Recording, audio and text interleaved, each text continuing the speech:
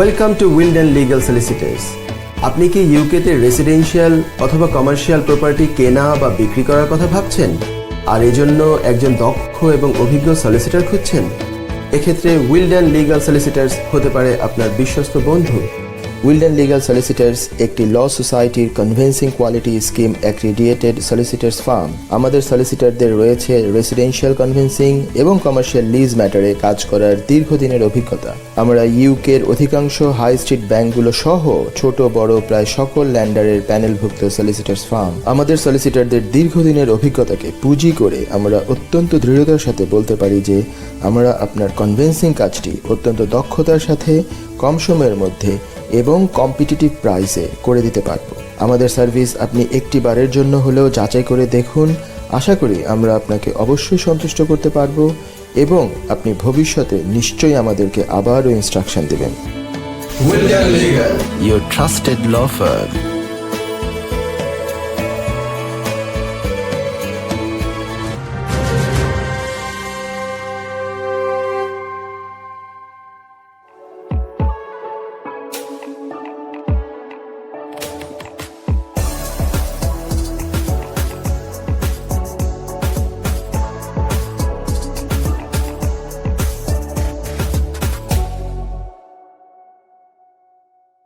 সুপ্রিয় দর্শক মণ্ডলী, আসসালামু আলাইকুম। সকলকে সালাম এবং শুভেচ্ছা জানিয়ে শুরু করছি আজকে legal advice by M Selim অনুষ্ঠান।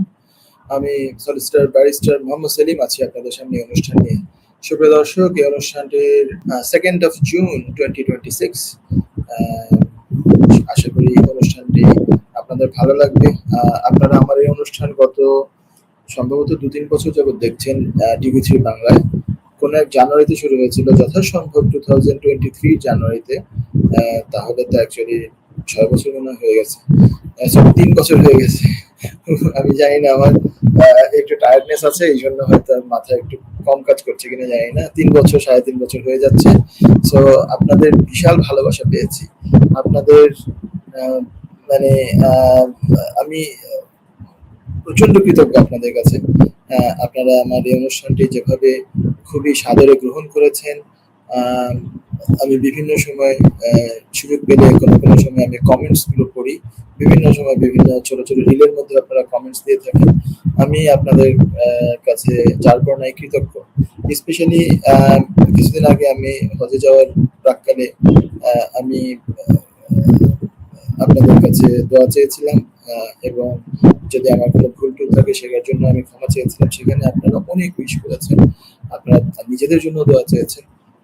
আমার হৃদয়ে আল্লাহ জানেন যে কে আমার কাছে দোয়া চেয়েছেন। নিশ্চয়ই আমার হজে আমি আল্লাহর কাছে সরাসরি বলবো যে ইনশাআল্লাহ আল্লাহ যারাই চেয়েছে তাদেরটা তুমি কবুল করো, আর আমাদের নিজেদের জন্য তো চাবই। তো আপনারা আমার জন্য দোয়া অব্যাহত রাখবেন এবং আমি যাতে আপনাদেরকে কিছুটা হলেও কমিউনিটিতে সামান্য একটু হলেও সেবা করতে পারি, সেটাই হচ্ছে আমার চেষ্টা থাকবে। সুপ্রিয় দর্শক, প্রোগ্রামে চলে যাই, ঢুকে যাই প্রোগ্রামের ভিতরে। মূল জিনিস হচ্ছে প্রশ্ন উত্তর দেওয়া। আজকের প্রথম প্রশ্ন কি, স্কিলড ওয়ার্কার ভিসায় আসার ক্ষেত্রে স্পন্সরশিপ এবং ন্যূনতম বেতনের মিনিমাম স্যালারি থ্রেশহোল্ড নতুন নিয়মগুলো কি কি প্লিজ জানাবেন। ওকে, একটা হচ্ছে যে আপনার 22 জুলাই থেকে বেশ একটা পরিবর্তন এসেছে। সেটা হচ্ছে যে আরকিউএফ লেভেল 6 এর নিচের জব হতে পারবে না। সেই সাথে যেই জবে উনি ঢুকছেন এগুলো হচ্ছে যে ফার্স্ট টাইম যারা ঢুকবে তাদের জন্য, কিন্তু যারা এক্সটেনশন করবে তাদের জন্য ভিন্ন আইন। এটা একটু পরে বলছি। যারা প্রথমবারের মতো 22 জুলাই 2025 এর পরে স্কিল ওয়ার্কার ক্যাটাগরিতে যাবেন তাদের জন্য হচ্ছে 1 নম্বর কথা হচ্ছে আরকিউএফ লেভেল 6 এর নিচের জবগুলো হবে না, অথবা হায়ার স্কিলের যে জবগুলো আছে সেগুলো হতে হবে, অথবা ইমিগ্রেশন স্যালারি লিস্টের আওতায় জবগুলো হতে হবে। আর হেলথ এন্ড কেয়ার ওয়ার্কার জবগুলো হলে হবে, সেগুলোর লেভেল নিয়ে মাথা ঘামাতে হবে না। মানে ইমিগ্রেশন স্যালারি লিস্ট আর health and worker care worker এগুলোর লেভেল যেটাই হোক এটা নিয়ে কোনো প্রবলেম নাই। কিন্তু অন্য যেগুলো জেনারেল সেগুলোতে আপনার মানে লেভেল 6 হতে হবে অথবা হায়ার স্কিল হতে হবে। পাশাপাশি স্যালারি ব্যাপারটা কি, আপনি যদি স্কিল নিয়ে প্রশ্ন করেন নাই, কিন্তু আমি দুটো রিলেভেন্ট বিধায় বলে ফেলতে হয়েছে। আমাকে প্রশ্ন করলে আমি কখনো প্রশ্ন একটা উত্তর একটা দেওয়ার চেষ্টা কোনোদিনও করি নাই, চেষ্টা করি যে স্পেসিফিক আনসার দিতে। তারপরেও এটা রিলেভেন্ট বিধায় বলতে হয়েছে আমাকে। সেটা হচ্ছে এই যে আপনাকে মিনিমাম স্যালারি হতে হবে 41,700, ওকে, পার ইয়ার।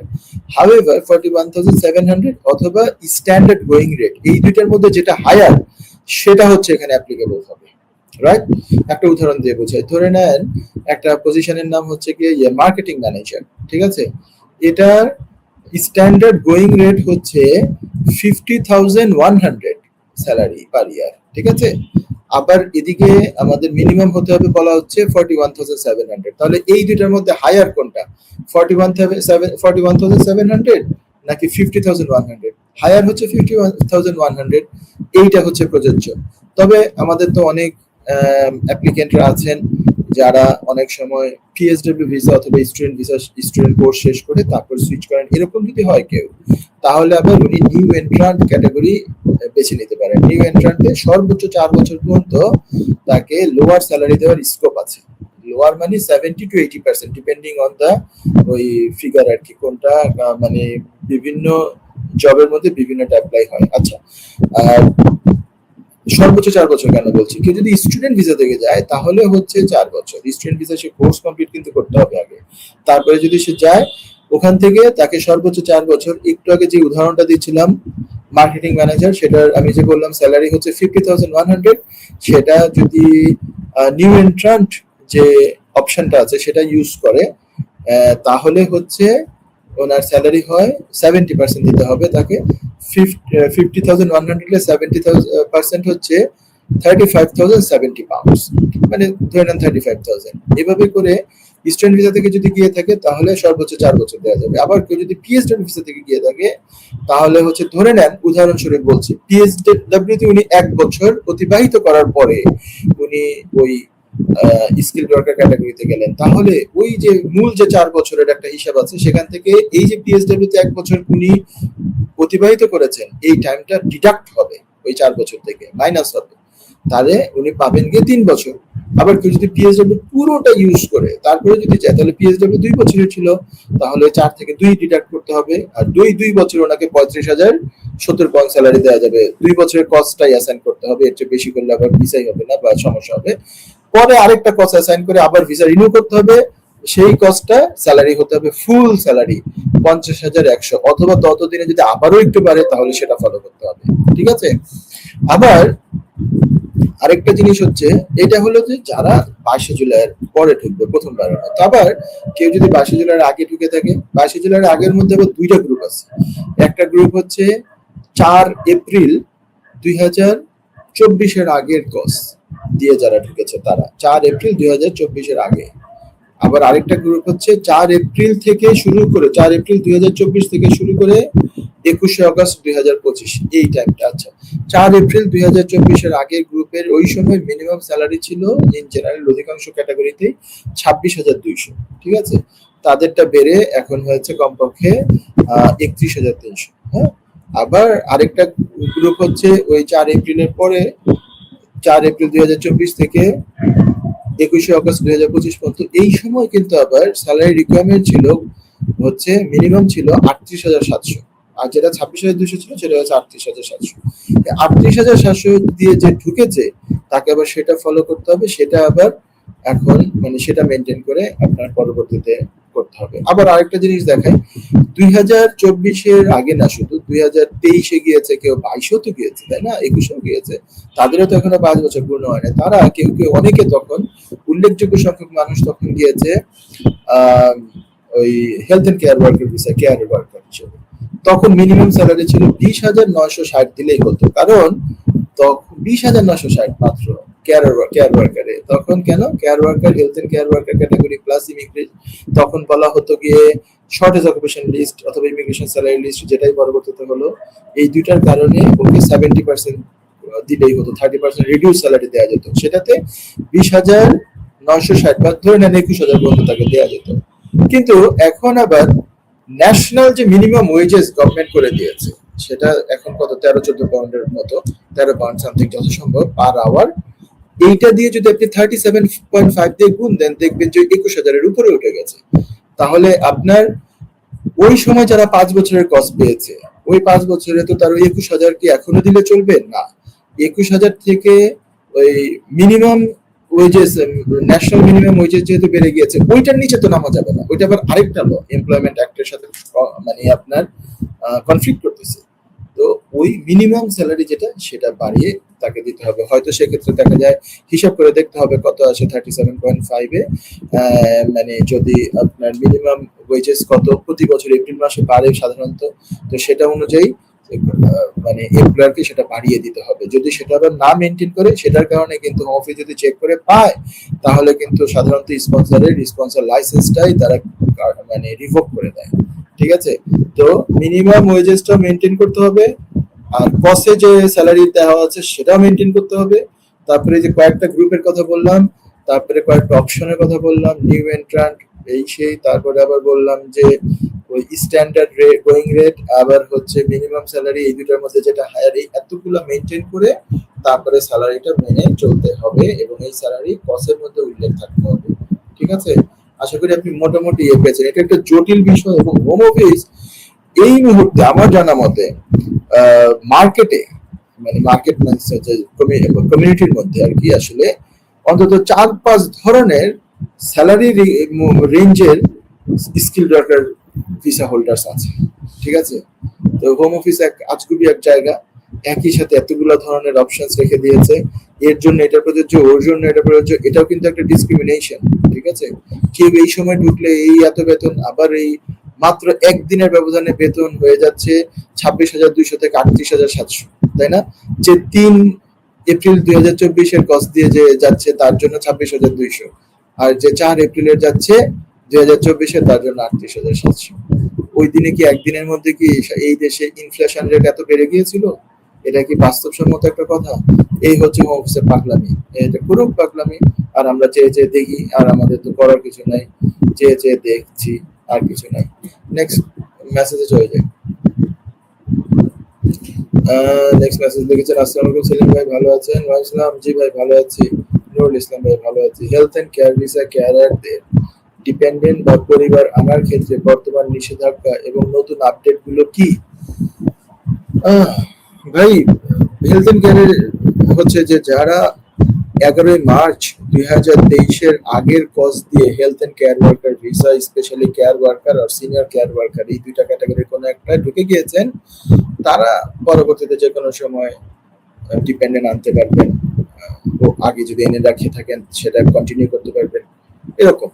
আবার এটার পরে যারা আছে, মানে সেই 2024-এর থেকে, মানে এখন 2 বছর বেশি হয়ে গেছে, 2024-এর 11 মার্চের পরে যে সমস্ত কজেস ইস্যু করা হয়েছে, সেই কজ দিয়ে যারা ভিসা নিয়েছেন তারা কিন্তু নতুন করে ডিপেন্ডেন্ট আনতে পারবেন না। হ্যাঁ, এই হচ্ছে নিয়ম। এটা রেট যে এই 24-এর 11 মার্চের পরে আর নতুন কোনো এই সংক্রান্ত আপডেট বা চেঞ্জ আসে নাই। সো এটা দুর্ভাগ্যজনক ভাবে এটা একটা ডিসক্রিমিনেশন, ক্লিয়ারলি ডিসক্রিমিনেশন, এবং একাধারে বলা হচ্ছে এটা ইমিগ্রেশন স্যালারি লিস্টের জব। তার মানে এখানে মানুষের আমাদের দরকার বেশি, আমাদের এখানে শর্টফল আছে মানুষের। আবার এটা health and care worker visa, এটা এত ডিমান্ডেবল যে এটা ইমিগ্রেশন হেলথ সার্চার্জ মওকুফ করে দেওয়া হয়েছে, অথচ এটা ডিপেন্ডেন্ট আনতে পারবে না। কিন্তু আসলে কি জানেন এটা কিন্তু কেন হয়েছে? এটা যদি আমি একটুখানি পিছন দিকে তাকাই, তাহলে কিন্তু বলতে হবে যে আমাদেরই দোষ, আমাদের মানুষদের দোষ। কি দোষ? সেটা হচ্ছে যে এই যে রুটটা, এই রুটটা হেভিলি অ্যাবিউজড হয়েছে, এবং এই রুটে ভুয়া বিয়ে করে মানুষজন ডিপেন্ডেন্ট এনেছে, একজনের বউ আরেকজন এনেছে, কি করেছে না করেছে শুনলেই গাটা মানে শিউরে উঠে, এরকম কথাবার্তা। মাঝে মাঝে কিছু কিছু কথা শুনি আমার কতক্ষণ চিন্তা করতে ইচ্ছা করে, এটা তো ভাই ইন্ডিয়ান ওই যে কি সিনেমা, সরি ইন্ডিয়ান আপনার ওই যে মানে নাটক ওই যে যেগুলো ইন্ডিয়ান সিরিয়াল আর কি, ওই যে কে কাকে বিয়ে করে, কে কার সাথে যায়, কে কার ভাবে চলে, এইগুলা এক মানে আজগুবি গোজামিল দেওয়া, এরকম মনে হয় আমার কাছে মাঝে মাঝে। যে কি শুরু করছেন আপনারা? নিজের প্রতি নিজের একটা আত্মসম্মান বোধ নাই, নিজের প্রতি নিজেরও তো একটা মানে নিজের মান সম্মান নিজেকেও তো মানে ইয়ে করতে হয় যে আমার মনের মধ্যে আমাকে সৎ থাকতে হবে যে আমি কোনো রং করি নাই, আমার নিজেকে নিজে রেসপেক্ট করবো। হ্যাঁ, তারপরে তো আমাকে মানুষ রেসপেক্ট করবে। আর সেই জায়গার মধ্যে একজন আরেকজনের বই দেখে নিয়ে এসে বসে, তো এইগুলা করে এনারা এয়ারপোর্টে অনেকে ধরা পড়ছে, বিভিন্ন সময় পরবর্তীতে অভিযোগগুলো আসছে, আর হোম অফিস জেনে গিয়েছে, কারণ একটা দেশে এত এত মানে মানে আনলফুল অ্যাক্টিভিটি চলতে থাকবে আর গভর্নমেন্ট কিছু জানবে না, এটা তো হতে পারে না। এক পর্যায়ে গভর্নমেন্ট আছে জানার ফলে এই কেয়ার ওয়ার্কার ভিসা ডিপেন্ডেন্ট আনাই বন্ধ করে দিয়েছে, ঠিক আছে। সেইগুলো খুবই স্যাড, এগুলো আসলে মানে যে কোনো কিছু বাড়াবাড়ি করা ভালো না, আল্লাহ পছন্দ করেন না, বাড়াবাড়ি হয়ে গিয়েছিল এই জন্য এই ঘটনা ঘটেছে, ঠিক আছে। আল্লাহ রহম করুক এবং ভবিষ্যতে এটা আবার রিওপেন হোক, এটা আমি দোয়া করি, এটা আমি চাই, হোপ করি আর কি। নেক্সট একটা মেসেজ হয়ে যায়, আন্তর্জাতিক শিক্ষার্থীদের জন্য হোম অফিসের নতুন নিয়ম কি এবং বর্তমানে কোন কোর্সের শিক্ষার্থীরা তাদের সাথে ডিপেন্ডেন্ট আনতে পারবেন। মিস্টার শাকিল মিয়া লিখেছেন এটা। নতুন নিয়ম বলতে আসলে এই নিয়ম যেটা যারা ডিপেন্ডেন্ট আনার ক্ষেত্রে যেটা, সেটা তো হচ্ছে যে আপনার সেই 2024 জানুয়ারিতে এই পরিবর্তনটা এসছে। সো 1.5 বছর। এখন কেউ যদি আমাকে বলে যে এত পুরানো কথা আবার নতুন করে কেন বলেন, মানে অনেকে এটা হয়তো আগে থেকে জানতেন না, ওনারা মনে করছেন এটাই নতুন নিয়ম, কারণ ওনাদের এটা জানার প্রয়োজনই পড়ে না কখনো, ওই জন্য এই প্রশ্ন উনি বলছেন। এমন না যে আমি পুরোনো কাশন দিয়ে ঘাঁটি, এটা আমি কখনো করার চেষ্টা করি নাই। সো সেটা হচ্ছে যে 2024 জানুয়ারির পর থেকে আগে যেমন মাস্টার্স লেভেলে ডিপেন্ডেন্ট আনা যেত, সেটা এরপর থেকে আর আনা সম্ভব না। আনতে হয় রিসার্চ মাস্টার্স অথবা ডিবিএ অথবা পিএইচডি, যেগুলো লেভেল 8 এর কোর্স, এগুলোতে ডিপেন্ডেন্ট আনা যায়। এছাড়া আর কোনো অপশন তো নাই। এমনকি ধরে নেন কথার কথা, আপনি এর আগে ব্যাচেলর কোর্স করেছেন, ব্যাচেলর কোর্স মাস্টার্স ওকে, ব্যাচেলর কোর্স করে আপনি পিএইচডব্লিউ তে গিয়েছেন, হ্যাঁ না ঠিক এই উদাহরণটা খেলবে না। আগে আপনি মাস্টার্স কোর্স করেছেন, I am sorry masters course করেছেন, মাস্টার্স কোর্স করে ওই সময় আপনার ডিপেন্ডেন্ট ছিল, কারণ আপনি 2023 সালে বা 22 সালে ভর্তি হয়েছিলেন, তখন আপনি ডিপেন্ডেন্ট আনতে পারতেন। মাস্টার্স কোর্স আপনি এনেছেন, ভালো কথা, আপনার ওয়াইফ আছেন সাথে, আপনি সাকসেসফুলি কোর্স পাস করে পিএইচডব্লিউ ভিসা নিয়েছেন। এখন পিএইচডব্লিউ শেষ পর্যায়ে, পিএইচডব্লিউ তে ওনারাই আপনার ডিপেন্ডেন্ট, আপনার একজন আপনার ওয়াইফ আর একজন বাচ্চা। তো এখন আপনি মাস্টার্স কোর্সে যাবেন, আপনার কিন্তু কন্টিনিউয়াসলি আগের ডিপেন্ডেন্টরা আপনার সাথে একের পর এক ভিসাতে আছে। এখন আপনি আরেকটা সেকেন্ড মাস্টার্স করবেন, হ্যাঁ, বাট সেকেন্ড মাস্টার্স আপনি যদি করেন তাহলে কিন্তু প্রথমবার, মানে যেহেতু আগে আপনি পিএইচডব্লিউ ভিসা ছিলেন, স্টুডেন্ট ভিসা না, পিএইচডব্লিউ ভিসা আপনি ছিলেন, এমনকি স্টুডেন্ট ভিসা থাকলেও মাস্টার সেকেন্ড মাস্টার, এখন যে আপনার নতুন ভাবে ভিসা নিচ্ছেন, এখনকার আইন আপনার জন্য প্রযোজ্য। এখনকার আইনে মাস্টার্স লেভেলে ডিপেন্ডেন্ট আনা যায় না, বা ডিপেন্ডেন্ট আগে থাকলেও তাকে নিয়ে ডিপেন্ডেন্ট এখানেও মানে যাওয়া যায় না, সুইচ করা যায় না, তো আপনি এটা করতে পারবেন না। তো আপনাকে যেতে হবে আইদার রিসার্চ মাস্টার্স অথবা ডিবিএ অথবা পিএইচডি এই টাইপের, ঠিক আছে। তো এই টাইপের যদি আপনি কোর্স করতে চান, এই টাইপের যদি আপনি কোয়ালিফাই করেন, এগুলো যারা ভর্তি হবেন, একটা সম্পূর্ণ কথা বলে দেই, সেটা হচ্ছে যে 6, 7, 8 মাস আগ থেকে আপনাদের ইউনিভার্সিটিগুলোর সাথে যোগাযোগ করতে হবে, কারণ এগুলোতে সচরাচর হচ্ছে আপনাকে প্রপোজাল সাবমিট করা লাগে, এগুলোতে আপনাকে ওরা অনেক সময় অ্যাসেসমেন্ট করায়, মানে একটা এক্সামের মধ্যে নেয় অথবা ইন্টারভিউ নেয়।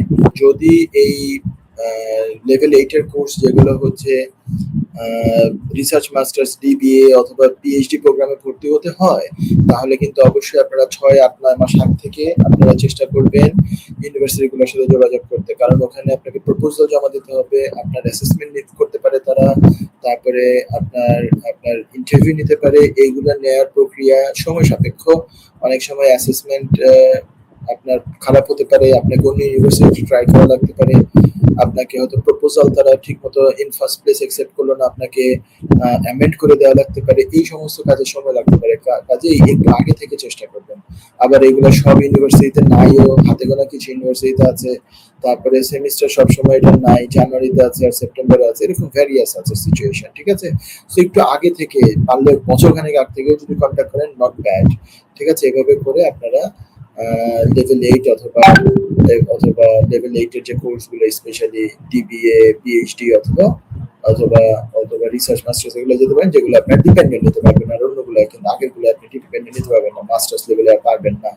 আশা করি আপনি একটা আলোচনা শুনতে পেয়ে আপনার কিছুটা হলেও উপকারে আসতে পারে। নেক্সট একটা মেসেজ, সেলিম ভাই, স্ট্যান্ডার্ড ভিজিটর ভিসার নিয়মে কোনো পরিবর্তন এসেছে কি? ভিজিটররা কি এখন যুক্তরাষ্ট্রে বসে কাজ খুঁজতে বা ইন্টারভিউ দিতে পারবেন? আচ্ছা, না, এই ধরনের পরিবর্তনটা আসে নাই আমার জানা মতে। যেটা আসছে যে কেউ যদি তার দেশে কোনো একটা এমন জব করে তার নিজের দেশে, যেটা কোনো কারণে ওয়ার্কিং ফ্রম হোম এবং তার লিমিটেড অপশনের জন্য, সেইটুকু কাজ যদি এখানে বসে অনলাইনে তাকে করার প্রয়োজন হয় তাহলে সে করতে পারবে। এই ধরনের, এটা এমন না যে এখানে কোনো কাজ করতে পারবে না, কিংবা এখানে কোনো জব ইন্টারভিউ দিতে পারবে না। তবে জব ইন্টারভিউ যদি দেওয়ার সিচুয়েশন হয়, জব ইন্টারভিউ তো ইউজুয়ালি এখন তো ইন্টারন্যাশনাল যদি হয় তাহলে তো হয়ে যাবে, অনলাইনে হয়ে যাবে। এভাবে জাস্ট ইন্টারভিউ ফেস টু ফেসের জন্য সচরাচর কাউকে ডাকাবে না। ডাকালেও আপনার যদি এরকম সিনারিও থাকে, ভিজিট ভিসা এটা দেওয়া সম্ভব হতে পারে যদি ওই কোম্পানির প্রপার আপনার এরকম ইনভাইটেশন লেটার থাকে যে আপনাকে তাদের সাথে দেখা করতে হবে, তাদের সাথে ইন্টারভিউ দিতে হবে, দেন এটা হলো হোম অফিসকে জানিয়ে এসে করতেছেন। কিন্তু আপনি যদি সিম্পল ভিজিট ভিসা আসতেছেন, বললেন যে আপনি ফ্যামিলি ভিজিট করবেন কিংবা সাইট সিইং গুলো করবেন, কিন্তু এই ধরনের কোনো অ্যাক্টিভিটিস করেন, হোম অফিস যদি এগুলো পরে জানতে পারে তাহলে কিন্তু আপনার ভিসাতে এফেক্ট হতে পারে বা ফিউচার অ্যাপ্লিকেশন এফেক্ট হতে পারে। ঠিক আছে? সো এটা এমনিতে ইন জেনারেল নাই, কিন্তু এইভাবে নোটিফাই করে আসার স্কোপ কিন্তু থাকতে পারে, আছে। ঠিক আছে? এছাড়া আর কোনো বড় কোনো পরিবর্তন ভিজিট ভিসা তেমন কোনো নাই। ঠিক আছে? আশা করি আপনি প্রস্তুত পেয়েছেন। নেক্সট একটা মেসেজ নিয়ে নিই। সেলিম ভাই, নতুন উদ্যোক্তা বা ব্যবসায়ীদের জন্য ইনোভেটর ফান্ড ভিসা আবেদনের শর্ত, বিনিয়োগের পরিমাণ এবং সুযোগ সুবিধাগুলো এখন কেমন জানাবেন ভাই? জি, নাসিরুদ্দিন ভাই লিখেছেন, এটা কিন্তু বেশ এটা আলোচনার দাবি রাখে, বড় প্রশ্ন। সেটা হচ্ছে যে ইনোভেটর ফান্ড ভিসা, এই ভিসাটা হচ্ছে আপনার বেশ কয়েকটা শর্ত পূরণ করতে হবে। আমি যদি চান খুব কুইকলি আমি শেয়ার করে দেখিয়ে দিই, কারণ হচ্ছে দেখলে আপনাদের ইয়ে বুঝতে সুবিধা হবে, আর আমারও বুঝাতে সুবিধা হবে, এবং সেটা হবে খুব কার্যকর হবে আর কি। হ্যাঁ, আমি খুব কুইকলি না হয় একটু জাস্ট জিস্ট গুলো, কারণ এটা আমি বললাম না যে খুব অনেক আলোচনার দাবি রাখে, কিন্তু এত আলোচনা করার স্কোপ আমার এখানে তেমন নাই, পার্সন টু পার্সন ভ্যারি করে। তাই আমি এগেইন বলবো যে লয়ারের শরণাপন্ন হবেন আপনার ইন্ডিভিজুয়াল সার্কামস্টেন্সেস নিয়ে।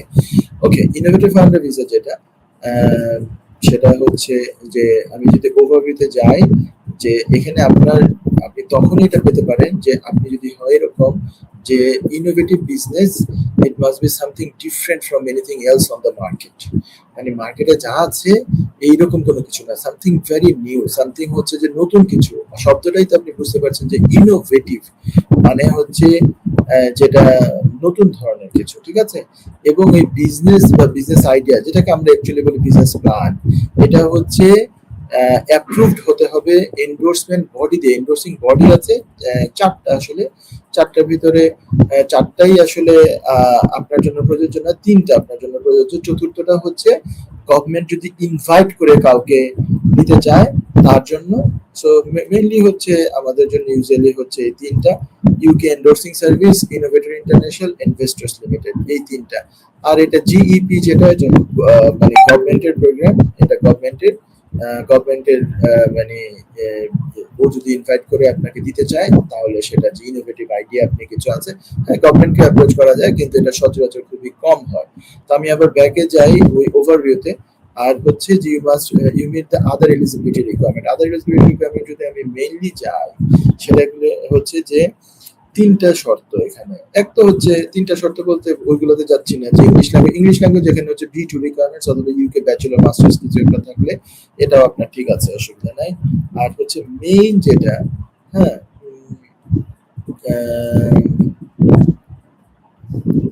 আপনি যেটা পারবেন না সেটা হচ্ছে যে এক্সিস্টিং কোনো বিজনেসে ঢুকে আপনি এটা করতে পারবেন না। এটা বিজনেসটা আপনি নতুন করে সেট আপ করছেন, এটা হতে হবে। হ্যাঁ, আচ্ছা, আরেকটা হচ্ছে এখানে কিছু জিনিস আরো মিট করার কিছু আছে। সেটা হচ্ছে যে বিজনেস প্ল্যানটা কেমন হতে হবে। বিজনেস প্ল্যানটার ভিতরে তিন চারটা জিনিস এরকম হতে হবে, যে এখানে আমি যদি বলে দিই যে এটা নিউ, আপনি কোনো এক্সিস্টিং বিজনেসে জয়েন করতে পারবেন, এটা তো আমি বললামই। তারপর এটা ইনোভেটিভ হতে হবে, এটা ভায়াবল হতে হবে, এবং এটা স্কেলেবল হতে হবে। ইনোভেটিভ মানে তো বোঝেন যে এটা হচ্ছে যে very new something, original idea. এটা ভায়াবল কারণ এটা পটেনশিয়াল গ্রোথ আছে, আর স্কেলেবল মানে হচ্ছে যে এভিডেন্স আপনার যে আপনি প্ল্যান করতেছেন যে ইনক্লুডিং ক্রিয়েটিং জব, এগুলো আপনি করতে পারবেন। এটা হচ্ছে এই তিনটা জিনিস অ্যাসেস করবে এন্ডোর্সমেন্ট বডি। এন্ডোর্সমেন্ট বডি যদি স্যাটিসফাইড হয়, তাদের একদম স্পেসিফিক ক্রাইটেরিয়া আছে, তাদের ওয়েবসাইটে গেলে দেখতে পাবেন। আমি আলহামদুলিল্লাহ বেশ কিছু এগুলা করছি, এগুলো এভাবে চলছে। এটা 3 বছরের ভিসা, এবং 3 বছরের গুড থিং হচ্ছে যে 3 বছর পরে আপনি যদি প্রতি বছর কিন্তু এন্ডোর্সমেন্ট বডির সাথে আপনার একটা মিটিং হবে, এবং তাকে ফিসও দেওয়া লাগবে 600 পাউন্ডস প্রতি বছর।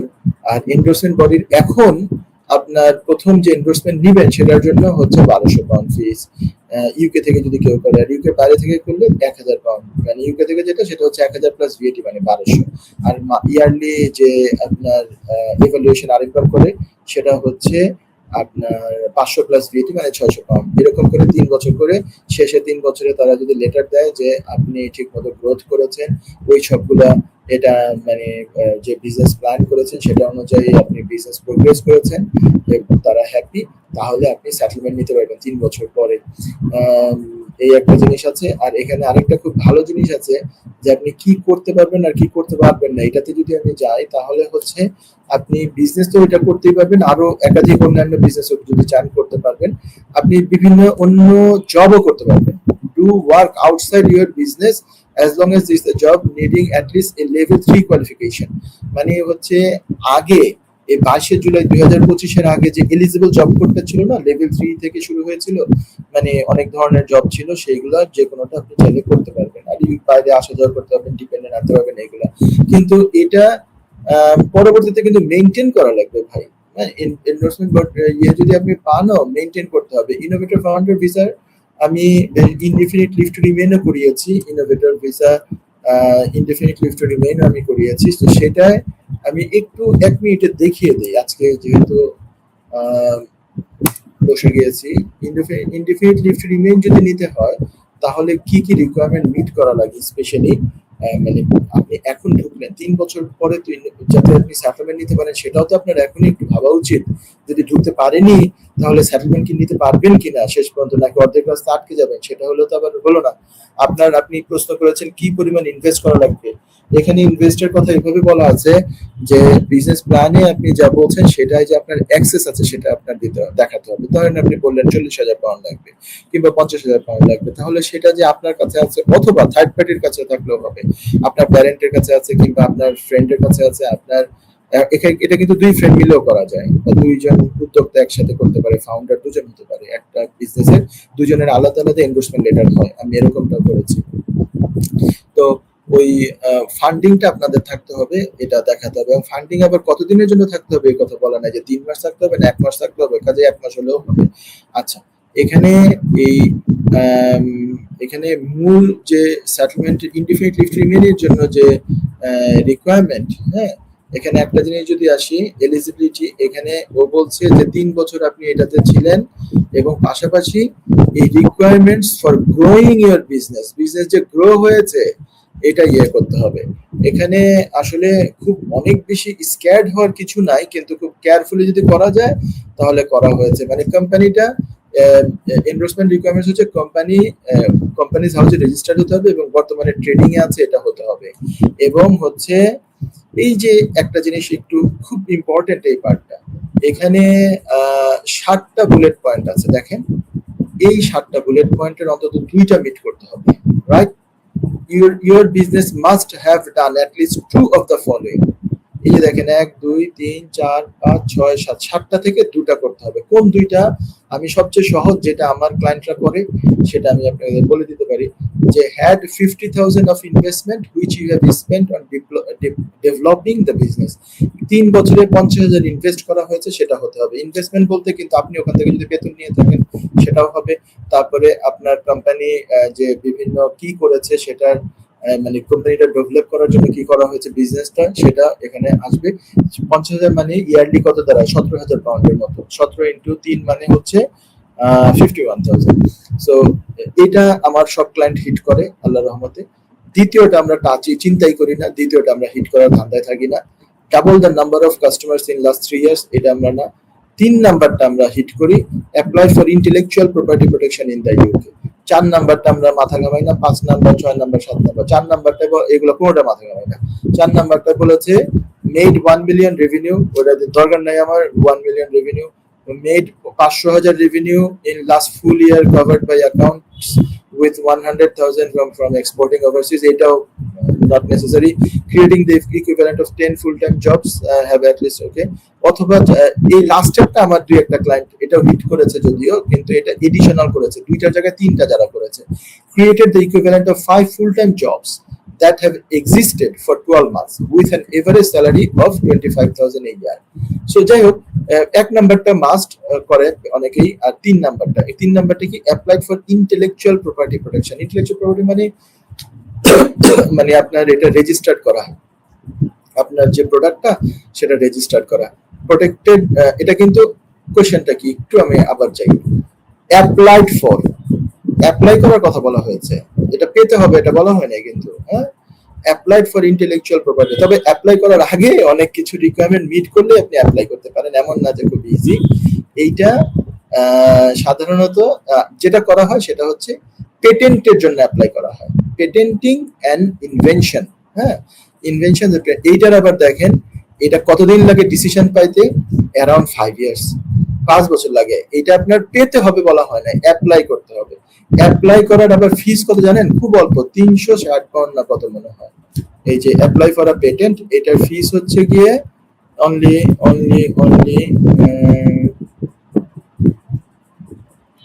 405 পাউন্ড, কয়েকদিন আগে বাড়াইছে, এখন হচ্ছে 405 পাউন্ড, ঠিক আছে।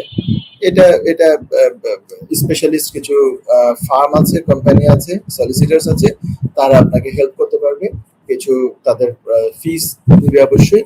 এটা কিভাবে পেটেন্টের জন্য অ্যাপ্লিকেশন করা, মানে ইন্টেলেকচুয়াল প্রপার্টি রেজিস্ট্রেশনের জন্য করা লাগে সেটা করে। তো এভাবে 7টার ভিতরে 2টা আমি কোথাও কোথাও দেখেছি যে অনেকে বলাবলি করছেন যে ইনোভেটর ফাউন্ডার ভিসাতে আপনি যাবেন, যদি জানো পরবর্তীতে তো আপনার হিউজ কষ্ট হবে সেটেলমেন্ট পাওয়া। আপনার টার্গেট থাকতে হবে 50,000 ইনভেস্টমেন্ট, আর অন্তত পক্ষে এইটা ইন্টেলেকচুয়াল প্রপার্টি প্রোটেকশন। অন্যগুলো করতে পারলে ভালো করেন, আপনার বিজনেস তো আপনি 1 মিলিয়ন কেন 10 মিলিয়ন রেভিনিউ আর্ন করলে আরো ভালো, ঠিক আছে। কিন্তু মিনিমাম অন্তত এগুলো কিন্তু অ্যাচিভেবল, এমন না যে একেবারে কোনো কারণে মানে আর কোনো সুযোগই নাই, সেটা না। সো এইভাবে করছে তো কেউ কেউ, ঠিক আছে। সো এইভাবে দেখতে পারেন। এটা আপনি প্রশ্ন করেছেন বিধায় অনেক সময় আমরা চেষ্টা করি যে যতটা হেল্প করা যায় আলাপ করি আর কি। এই ছিল এই প্রশ্নের উত্তর, এবং একই সাথে আমার অনুষ্ঠান লম্বা হয়ে গেছে এক্সপেক্টেড টাইম থেকে, তো আশা করি এই অনুষ্ঠান অনেকেরই কাজে লাগতে পারে। অনুষ্ঠান আগামীতে আবার দেখার আমন্ত্রণ জানিয়ে আগামীতে ইনশাআল্লাহ লাইভ প্রোগ্রাম নিয়ে আপনাদের সামনে আসবো। ততদিন পর্যন্ত সবাই ভালো থাকবেন, সুস্থ থাকবেন, এই কামনা করে আজকের মতো এখানে বিদায় নিচ্ছি। ধন্যবাদ, আসসালামু আলাইকুম।